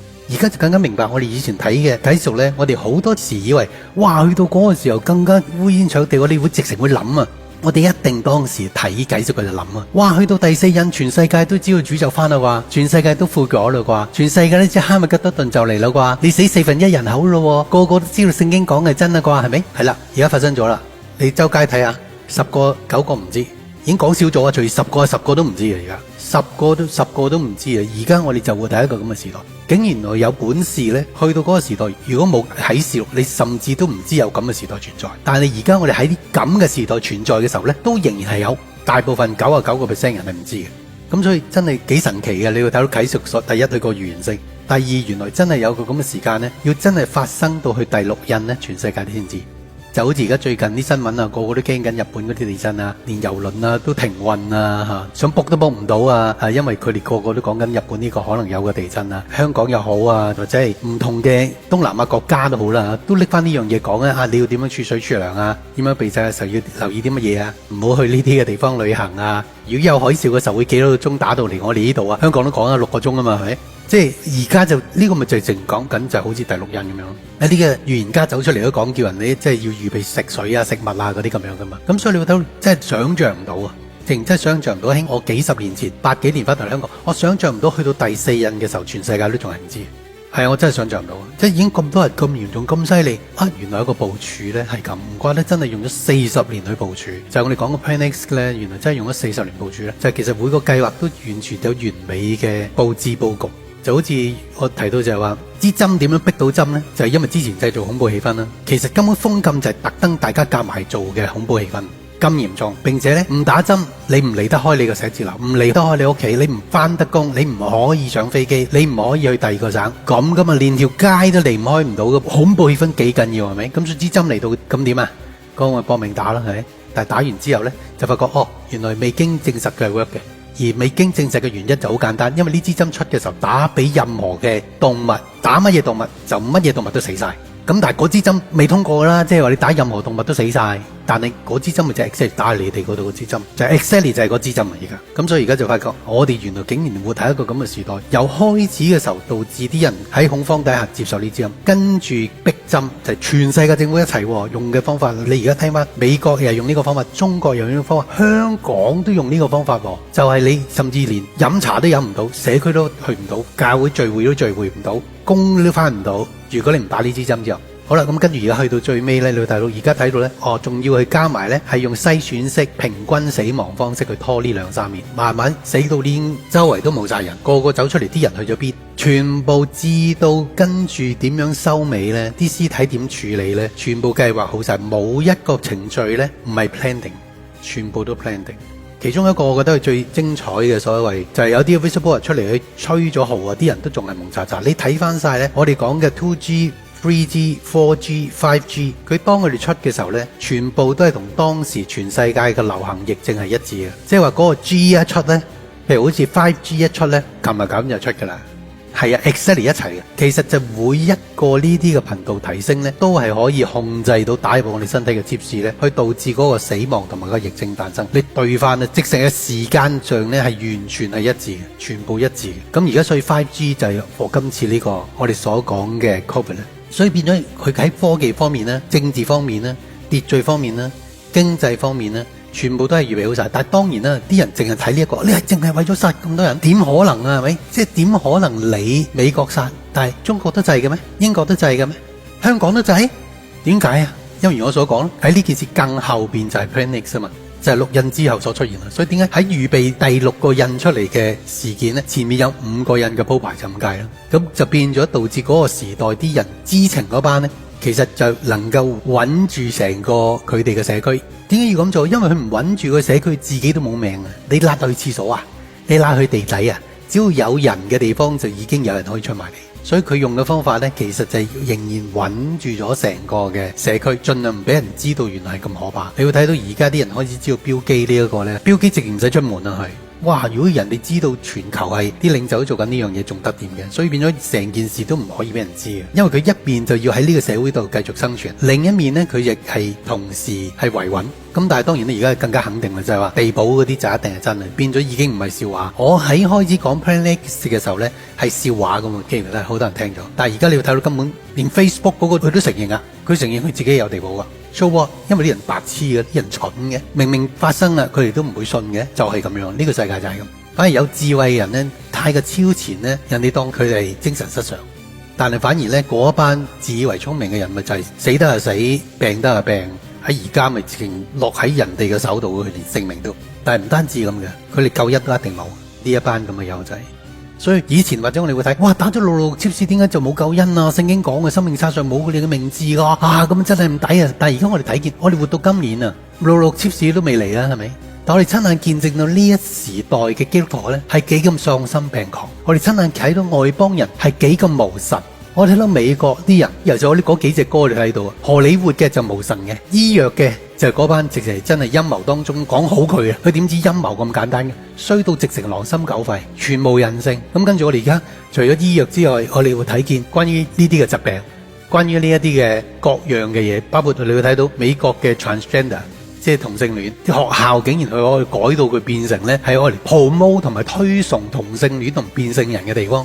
12、13歲就已經鼓勵佢哋變性，而家呢個時代已經變成咁啦。咁所以以前我哋睇呢啲經文，我哋都冇諗唔到，點解到時啲人會肯隨住成個時代嘅走勢去打貼士？點解會落地獄喺生命冊上冇嘅名啊？但係而家我哋今時今日咪睇見啦。從我哋嘅歌同主日嘅信息，神喺度所發嘅呼喚，你會睇見呢啲時代當中，佢哋睇呢啲嘢已經唔覺得係罪，犯奸又唔算係罪，好多呢啲同性戀佢哋覺得唔係罪，佢哋覺得借此就唔係罪，乜嘢都全部重新定過乜嘢叫做正義。咁呢個時代當中，你會睇到唔怪得啦，唔怪得再推又將呢件事再推上一個 extreme 啊！再上一個極端呢，就係打妾侍。但係原來上到呢個極端之前，嗰班人已經係人面獸心㗎啦，何況再將佢推上極端。咁所以以前我哋未到呢個時代，我哋唔明嘅，但係到我哋呢個時代，我哋明啦。但係淨係僅止於我哋明嘅啫，出邊嘅基督徒唔明㗎，佢哋唔明㗎，因為佢哋根本係沉睡㗎嘛，同埋佢自己本身都係狼心狗肺㗎嘛，好多都。但係以前嚟講，未到呢個時代呢，我哋冇咁多嘅，慢慢 set up 咗我哋應該有個宗旨呢，我哋就唔會理解咗點解佢哋嘅妥協係咁禽獸啊。咁就明白啟示錄原來一路講嘅時候呢，神嘅立場呢，點解到最尾會咁決絕啊？對呢班打妾侍嘅人，因為去到呢一代我哋睇見呢，就已經知啊，就係 Covid 之後已經睇到，甚至我哋開始講雙水嘅時候就已經睇到啦，就係我哋同基督教嘅決絕呢，係因為基督教根本已經唔可以話係基督教，佢都忘記咗神啊，佢哋全部神之外仲忘記埋自己嘅良心，先至會翻到出邊嘅教會嘅，其實咁所以變咗先至變成佢哋咁啫嘛。我哋咁多年當中做嘅邊一件事啊，唔係成為呢個時代答案咧？邊一件事唔係啊？但係我哋邊一件事唔受到出邊嘅迫害啊？邊一件事啊？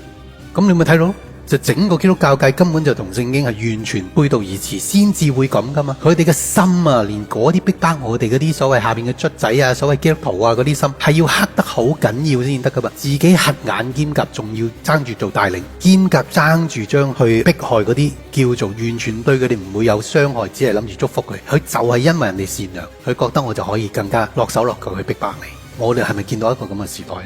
我哋用幾十年去見到呢個時代，我哋幾十年嚟我哋都冇去話諗住報復啊傷害佢哋，我哋繼續去祝福我哋身邊所有人。但係佢哋呢，幾十年都未停過諗住傷害我哋，但係我哋唯一嘅罪呢，就係我哋根本就成為呢個時代嘅答案。咁你諗下迫害我哋嗰啲人，佢點同神交賬？佢大半生佢都係做緊呢樣嘢。咁但係呢個咪就係呢個時代咧？呢個就係我哋而家嗰陣時唔知道點解啟示嘅時候啲人都仲係蒙查查，而家就明啦。我哋而家睇見就真係蒙查查嘅，個個都講嘅好多嘢佢都會知，但係佢唔識得將佢組合埋變成就係話，咦咁你睇翻呢個數字，咁我哋咪即係第四印啦。就算基督教都唔知嘅，個個淨係識得嗌哈密德頓呢個字，但係問題我哋由1008開始就已經睇見成件事嘅脈絡，我哋真係走向哈密德頓。但係只不過就係話，原來唔係想象當中呢，大家睇完啟示錄之後呢，就知道自己係第幾人。原來唔係嘅，因為起碼去到第四印應該全世界知啦。以前我哋覺得，但係而家唔係，原來唔係。到現時嚟講呢，大家都如在夢中，咁所以變咗你能夠想象，當切士打落嚟嘅時候呢，更加係你會睇到好多都係，即係就算有人開始醒覺啊，但係都應該太遲啦，因為已經係冇得選擇，去死定係打切士噶啦，到時。我所知嘅9成9嘅出面基督徒咧，係唔會選擇死嘅，佢係會選擇打妾侍，即係會淪落到咁樣。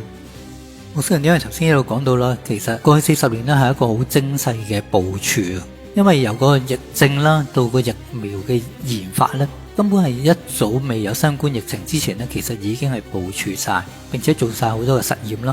咁所以變咗喺過去呢5年裏邊啦，當呢個疫情爆發啦，全世界覺得係好自然嘅。因為電影教育咗會有喪屍啊呢啲傳染病啊，所以一定要好好小心啊。咁一路已經有呢種恐懼感去製造到啦。咁並且呢，成個世界裏邊咧好多嘢佢部署到呢，每樣嘢好似好合情合理咁。就好似香港咁樣啦，未有新冠疫情之前呢，就香港所有屍體一係就去和合石呢啲土葬啦。咁慢慢政府開始就推行咗火化，好大力推行火化啦。喺2017年嘅時候咧，就出現一個問題，就係全香港唔夠嗰啲擺放骨灰嘅地方咧，因為佢哋要等1年啊，先攞到個位咧可以擺呢啲先人嘅骨灰啊嘛。咁所以嗰時政府就話會做90萬個骨灰龕嘅地方啦。咁因為大家要等好耐啊嘛，咁變咗呢一個90萬個咧，你就突然間覺得好合理啦。哇！因為我啲親人要等1年都未上到位。咁所以當時有好多啲叫私人骨灰龕咧，所以有時啲弟兄姊妹可能屋企燒嘢食咧，啲人話：哇，呢啲係咪做緊私人骨灰龕煙扮扮嘅咁樣？咁但係直到新冠疫情一開始咧，突然間好多香港嘅骨灰龕就落成啦，變咗可以處理到喺2022年之後咧，好多死之後嘅屍體就唔使再揾塊地去土葬啦，就變咗可能一個嘅區域咧，已經可以擺到好多骨灰龕，就變咗好多屍體同埋個死亡呢，就唔係咁容易見到，因為你唔會特登走過去嗰啲骨灰龕睇下，哇，原來死咗咁多人。但因為始終呢段時間都係清明節啦，咁變咗有好多香港人去掃墓嘅時候，先發覺點解我親人隔離呢，原來死咗好多人。即係呢幾年，原來呢啲骨灰龕一路 mark 低2022年死咗幾多人，2023年呢個區域死咗幾多人，2024年又死咗幾多人。咁啲人開始發覺唔係喎。其實香港呢幾年又係不動聲色咁樣，死咗好多人。咁呢個就係全世界好多政府都有呢一種情況，即係好似而家大陸呢，佢已經處理唔到屍體呢，佢突然間開放翻鄉村咧可以土葬，咁啲人就開始睇翻點解嗰度有個新墳，呢度有個新墳，呢度有個新墳，佢哋開始意識點解嗰啲墳，佢哋睇翻啦，呢個40歲嘅人，呢個50歲嘅人，咁就已經離世咗。呢個就係喺近呢2-3個月啦，就越嚟越多呢啲資料俾我哋見到呢，根本就係部署咗，但部署得太完美呢，而家嘅人呢，大家淨係喺屋企嘅時候呢，根本係唔會見到呢一啲嘅死亡呢，其實喺全世界係大規模地出現。咁呢個係咪就係牧師所講呢？成件事呢，根本係個計劃嚟。咁因為佢哋唔係為咗真係要殺人，因為佢哋根本係知道呢 panic 時嚟啦，你唔去處理嘅話呢，你唔去預備呢，其實全世界80億人都死晒。咁你係需要做咗啲嘅預備咧，先可能叫做剩翻1/10嘅人可以渡過咗呢個災難。係咪呢個就係當時牧師研究2012信息嘅時候呢？其實就已經發覺軍法統治啊、交棺材，其實係一早預備晒喎，唔係而家先有。係咪可以咁樣去理解呢？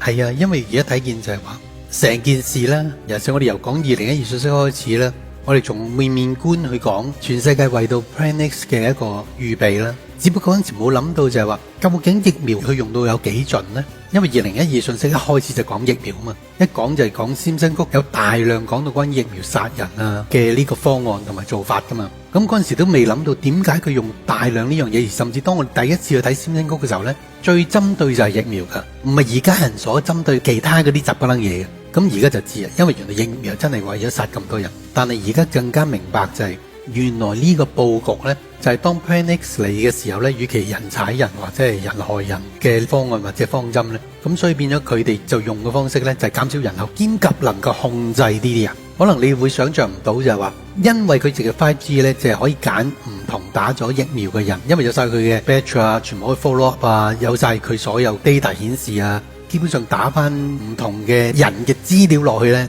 你可以揾得翻晒所有關於呢個人嗰支疫苗嘅所有資訊噶嘛。所以到時你諗下呢種豈不是亦係變相嘅自保？而家只要有 AI 喺呢個地步，佢唔驚人哋爆竊嘅咩？佢唔驚成千人入嚟去捉你一個 Facebook 嘅總負責人或者 Elon Musk 嘅咩？但係只要佢門口有幾個人面辨識，再加埋佢哋本身有 WiFi， 直接行 5G 啊，佢辨識咗你之後，佢就可以讓呢班人全部即刻死嘅，因為就係嗰支疫苗嘛，就係嗰個納米機械人啊嘛。就係咁簡單啦，即係話變咗佢除咗係減少人口，但係亦可以控制人口，甚至導致到最高層嗰班人全部都可以受到保障同保護。個保障保護再唔係一個佢手上揸緊嘅一支手槍，而係你身體裏邊一早已經打咗嘅疫苗。如果再加埋 chips 咧，就更加萬無一失，因為佢唔使人面辨識添 ，GPS 你接近佢，佢已經知道你有咩事，就已經知道你係入侵者。咪成個計劃成個部署咯，因為以前就會諗噶嘛，就話啲君王啊、首領啊走晒去地堡，咪人哋同你爭啦，你靠你自己肥，靠你自己醜陋，靠住你自己光頭，啲人就唔會搶你嗰個位噶，或者係搶你嘅財富啊，搶你嘅所擁有嘅嘢啊，或者甚至連你地堡佢都搶埋。而家知啦，你只要打下貼士唔得咯，你門口都近唔到啊，你去一方圓1里裏邊你都埋唔到去啊，佢就已經可以殺咗你。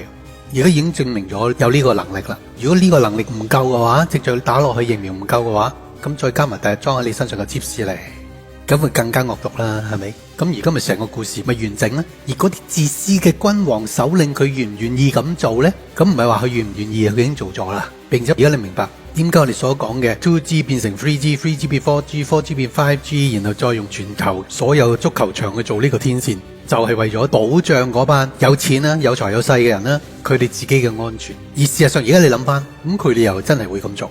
第一，佢哋唔使死；第二，佢有嘅嘢你冇本事，你同埋冇權去搶得到，佢可以整死你。而事實上，到時嚟講，有機會佢哋打呢個 chips 嘅時候，係講明呢：你打咗就受我控，我就係你個神。你唔打嘅話，你就死啦。到時應該係咁樣揀。所以啲人直情點解佢哋一揀咗 chips 呢？咁你最多係受害嘅啫。點解要揀 chips 之後神嘅話生命冊唔如你呢？除非就係話佢當時直情立咗例就話你揀打呢個 chips 呢，我就係你嘅神啦。所以喺聖經裏面都有冇講話呢個 image 呢，就成為佢哋 worship 同埋跪拜嘅對象啊？有啊。所以變咗佢呢個 chips 唔係我哋所諗住喺你唔知底下打，你嘅疫苗就喺你唔知底下打，但係個 chips 呢，就喺你知底下。佢講明就係你接受我哋嘅神，我係你嘅主人，你就打你嘅超市。如果你唔打嘅話，你好似呢個人咁，一指個人就死。咁呢個咪就係假神蹟咯。佢可以用 chips， 佢可以用 5G 使佢死，佢亦可以一指嘅時候有 laser 由天上打落嚟，就好似而家成個我哋講嘅夏威夷啦，或者係洛杉磯啦，好多都發現係啲 laser 打落嚟，去使到嗰啲地方日爆。所以就係話個個都而家共識咗噶啦，就係全部用藍色做屋頂嗰啲呢，就全部都燒唔起嘅，因為藍色係唔會受 laser 嘅損害噶嘛。只有其他色嘅物件呢，就全部 laser 直接打穿同埋可以使佢着火噶嘛。咁所以你會睇到有火從天降呢個所謂神蹟，咪豈不是就係啟示所講敵基督能夠做到嘅能力啦？咁所以你會睇到佢叫人死或者係火從天降呢一種嘅方式呢，就而家我哋所見到就係喺呢個時代出現。咁所以變咗第日 chips 出嚟嘅時候呢，就算嗰班核揀嘅基督徒都知道佢接受呢個 chips 就係接受咗另一個神，但係肯定90%裏面好多都接受。即係而家我所認識出邊嗰啲基督徒，9%可能仲多過我想象中嘅數目去接受呢個 chips，因為佢哋怕死啊嘛。但係呢個怕死係由佢哋一出世至到慢慢理解呢個信仰，至到係一步一步妥協到最尾呢，佢願意接受另一個神，唔接受佢由細到大所認識呢個救主。而佢到時會話呢個神又唔喺我面前顯示得佢嘅偉大同埋佢嘅真實，咁我點解要信佢啊？但係問題有石安喺度不嬲有噶啦，石安根本每一日每個禮拜都顯示神嘅真實噶啦。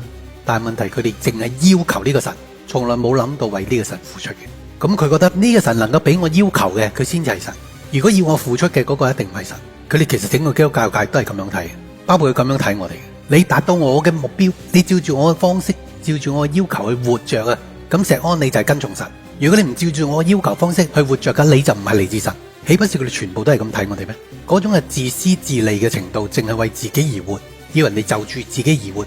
佢第日最好嘅神就係敵基督，因為呢一種自私自利，到時喺被逼底下呢，喺奴役底下呢，佢哋就會甘願妥協。因為一生當中，佢由頭到尾都未接受過神，由頭到尾都係妥協，由頭到尾都係總之嗰樣嘢就住我就係最好。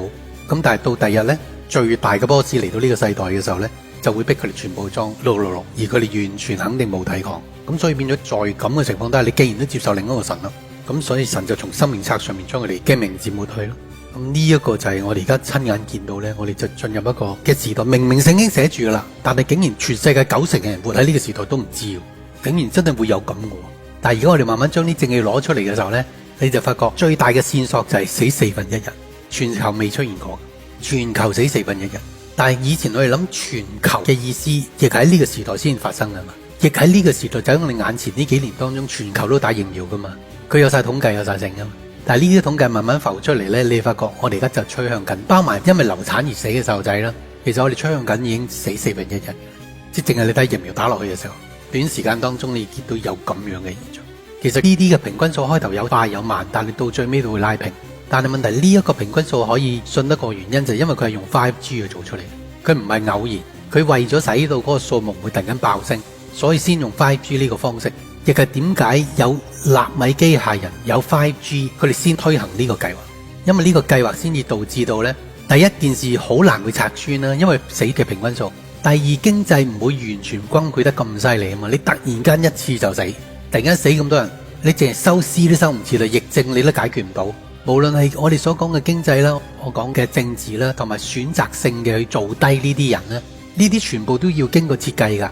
咁有咩方式可以做到呢？就係除咗係 5G 同埋納米機械，如果唔係嘅話呢，邊個計劃做最大 boss 嗰個出去同我去做呢件事，咁就死咗噶啦。喂，唔怕，你上嚟做佢個位，咁跟住全家都死晒，你明唔明啊？佢嘅死亡啊，係一定可以選擇性，我要邊個死就邊個死，而唔係話大家一齊睇邊個唔好彩啦咁樣，唔會噶嘛，一定係全部係選擇性。咁所以你又明白點解一定要有納米機械？呢納米機械一定係雙向聯繫嘅，但係呢全部就係而家發現。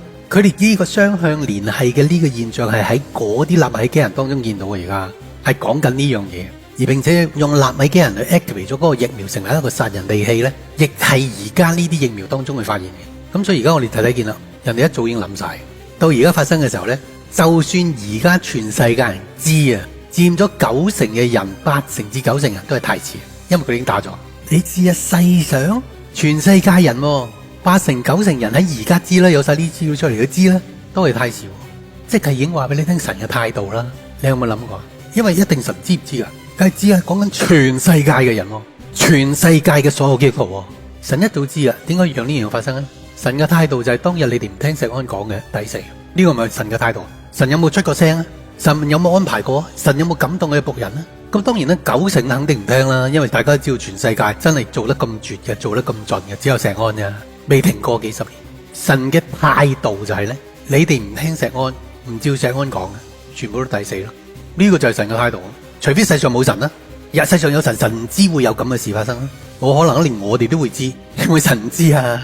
嗱，如果係只係一兩個人、一兩個城市仔，你可以話呢個唔係一個啱嘅推論。但係如果講緊全世界人，全世界而家知啦。有 Fauci 啊，有好多標記啊，呢一啲而家起訴佢啦，好多呢啲資訊出嚟，全世界知啊，但係全部知嘅都係次啦。呢個咪話俾你聽，呢個就係神嘅態度咯。佢預你知啊，但係你係知全部都係太遲咯。呢個一定係神嘅態度。咁神嘅態度，神嘅意願係咩咧？就係當日石安出嚟講嘅時候，你哋直情應該要當你欠咗神一條命，你欠咗石安一條命，而唔係恥笑、謾罵、攻擊、陷害。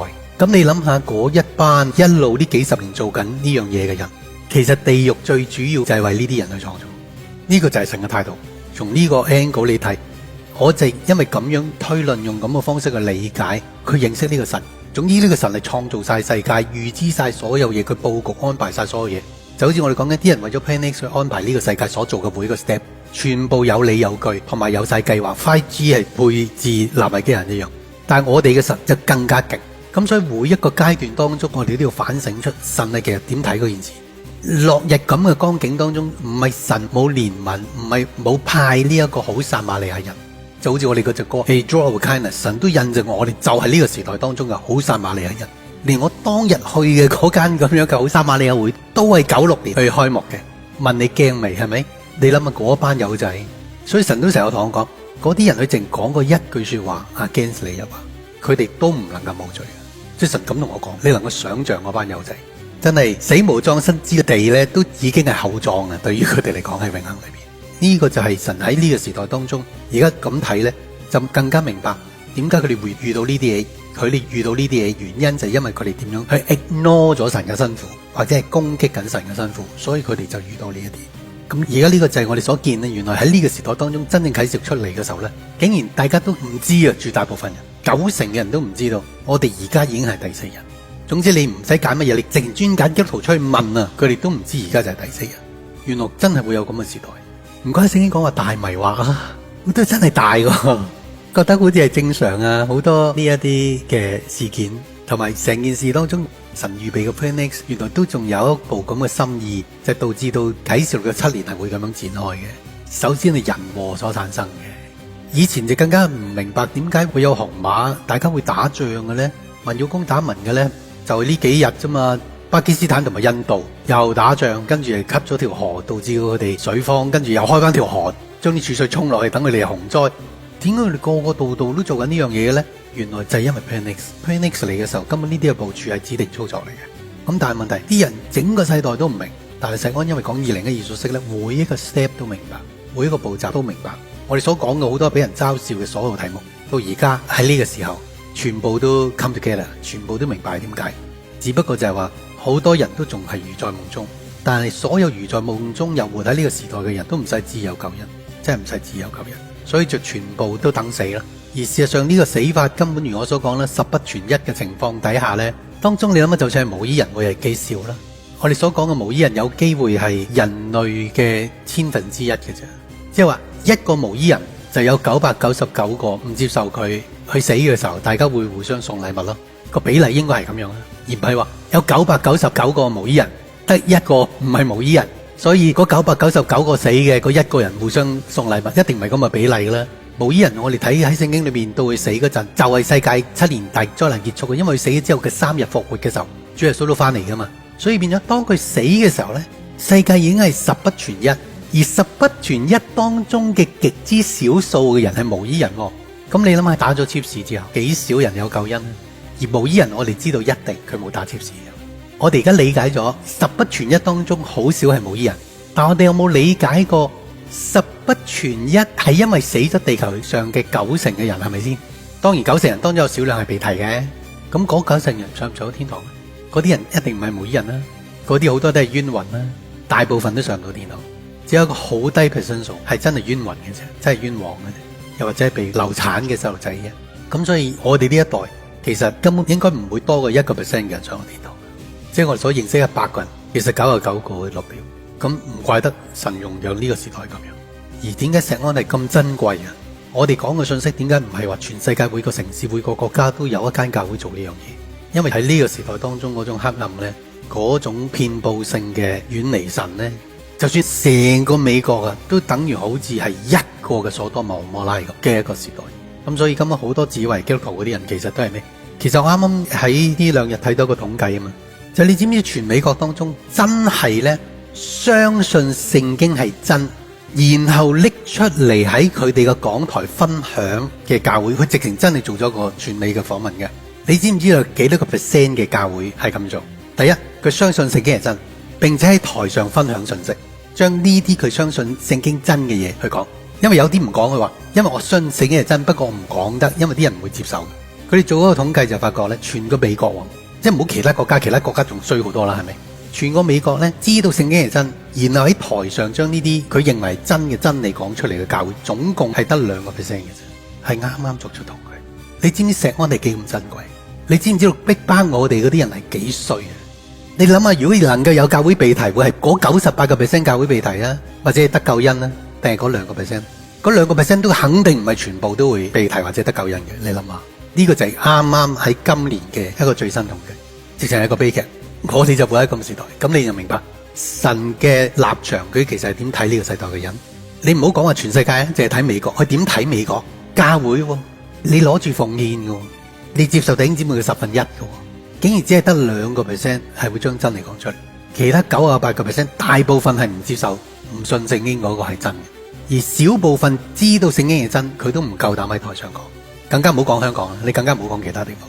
呢個就係而家我哋活嘅呢個時代，所以唔怪得有介紹。星期五校對呢一段精華短片嘅時候 ，Eddie 策略家提問：為何日華牧師對神嘅信心回應，總係比身邊任何人都更快同更大呢？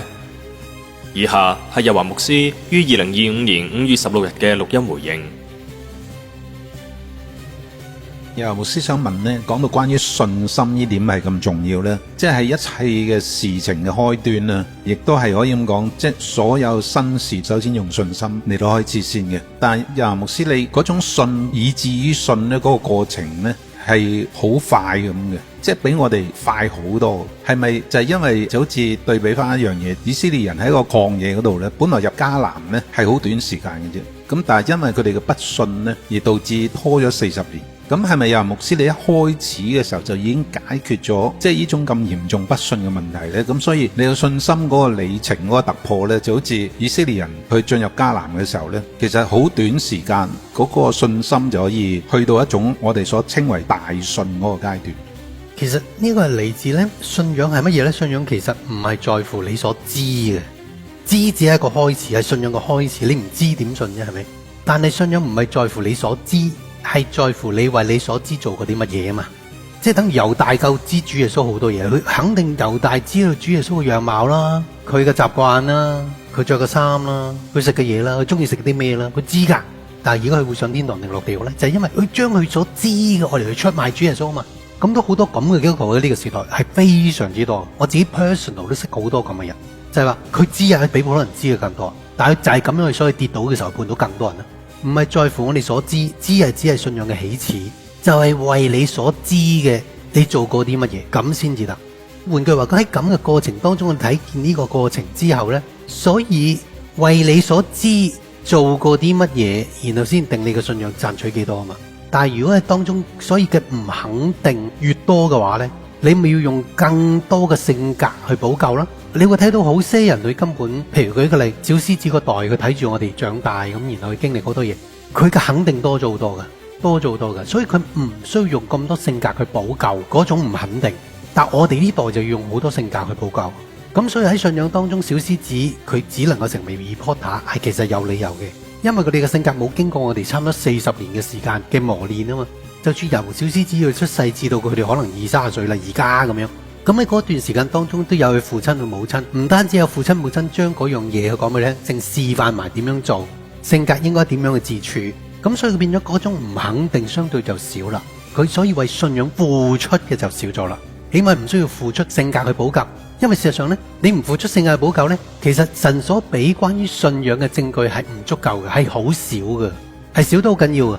我哋呢代更加少啦，你會睇到由佢哋嘅不足變咗我哋嘅富足，係爭好遠噶嘛。因為我哋補足咗好多我哋嘅性格去補救嗰種嘅不足啊。點為之補救嗰種不足呢？係因為佢哋所講嘅知識、講嘅信仰係唔足夠產生神蹟嘅，係唔足夠。佢哋嗰代已經證明唔足夠產生神蹟嘅，並且全世界嘅嗰一代都唔足夠。但係點解我哋足夠呢？係因為我哋用起碼前人啊，再開始成為你哋榜樣嗰班人，佢哋喺呢個上一代都唔足夠嘅時代，佢哋用佢哋嘅性格一路延續到一個階段呢，變成足夠。嗰種變成足夠係神佢覺得足夠，因為神睇晒全世界噶嘛，佢覺得足夠，所以佢先至開始俾一啲人哋冇嘅神蹟，人哋冇嘅帶領，人哋冇嘅聲音去俾我哋啊嘛。好啦，咁下一代呢個就點解小獅子嗰一代，等於咧我哋睇到，我哋知道有約書亞世代，我哋知道約書亞世代係一班小獅子，係咪先？但係佢哋統稱係乜嘢世代？佢統稱叫做約書亞世代啊嘛，明唔明啊？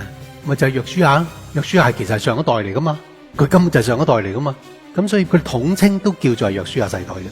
咁所以而家你就從呢個見到就係，所以信仰裏邊越多肯定嘅話咧，其實係好難喺信仰上付出得多嘅，而並且好難喺信仰上咧精益求精。所以點解將來1000年唔得，就係咁解啦。咁所以變咗喺呢個過程當中，我自己就經歷到咧，唔係努力嘅，因為肯定比我更努力多好多人。就係咧喺個過程當中，我用性格去做呢個補救，就係咁多唔肯定，但係聖經係明明咁講，咁我咪用性格補救嘅咯。性格包括乜嘢？唔怕死咯，勇往直前咯，破釜沉舟啦，真係不計代價啦，真係愛人如己啦，盡心盡性盡意盡力愛神啦。呢啲咪就係一個個係由我哋所知嘅經文變成我哋為呢啲經文咧去做過啲乜嘢。我就做到去變成我自己嘅人生，咁所以就變咗對比佢哋嚟講咧，我哋突破咗一個前人未突破過嘅領域一樣，就係咁樣。